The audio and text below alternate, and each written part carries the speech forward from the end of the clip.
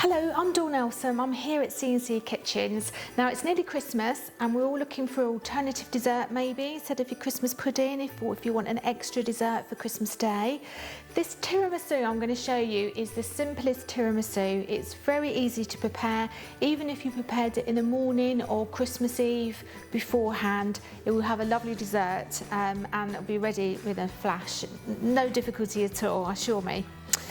So I've already whisked together some mascarpone, 250 gram tub of mascarpone cheese with 300 mils of double cream. So to save time, I've already whipped those. Now the easiest way to do it, because the mascarpone cheese is quite stiff, is to whisk the mascarpone cheese, whether it's a hand mixer or an electric mixer, it really doesn't matter, whatever's easiest or what you've got at home. And then I gradually added and poured in the cream very slowly, because if you whisk the cream with the mascarpone, all of it, it could become quite lumpy. So you need to add the cream gradually, and then you get a really nice thick cream, and the mascarpone cheese has already been added. So this is the stiffness it needs to be for the tiramisu. So to that, I'm going to add 4 tablespoons of icing sugar, just to give that a little bit more sweetness. I'm going to mix that in, and for a nice vanilla-y flavour, a couple of teaspoons of vanilla extract or vanilla bean essence, whatever you have at home, just to give that a nice vanilla-y flavour. And I'm going to give that a good mix all the way in until it's all combined together. So this is my cream topping. So what I'm going to do is layer sponge fingers in a coffee liqueur and layer the cream layer with the sponge fingers into some nice little dishes that you can see here to create my individual tiramisus.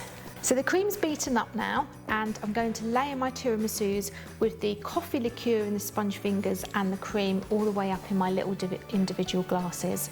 So my sponge fingers, I've got here some coffee liqueur and about 4, 5, 6 tablespoons of coffee liqueur, and also some very strong coffee. And this is my liquid I'm going to use for my sponge fingers. So what you need to do, your sponge fingers, just break them in half and just float them in the coffee and turn them around so that they soak up all those lovely coffee flavours. Now if you haven't got coffee liqueur at home in the cupboard, you can use brandy or rum, or if you've got something like a nice sweet masala or a sweet sherry, then that will work really well too. So just break them up. Leave them to soak up that liqueur just for a couple of minutes, so you get some of that lovely flavours going into the sponge. Now the first layer you need on there is your cream layer. So I'm going to add some of the cream layer, the mascarpone cream, into the bottom of the into the bottom of the dish, and just flatten that down nicely. And then it's time for the sponge fingers. So they can stay as a whole, or you can break them up into little pieces, but they will dissolve because they've been thoroughly soaked, so they will dissolve after a little while. So it's sponge fingers next, and then another little layer of cream, and then just cover the sponge fingers if you can, smooth it over a little bit. The layers don't need to be sharp layers because you won't really see them, because the sponge fingers do dissolve anyway.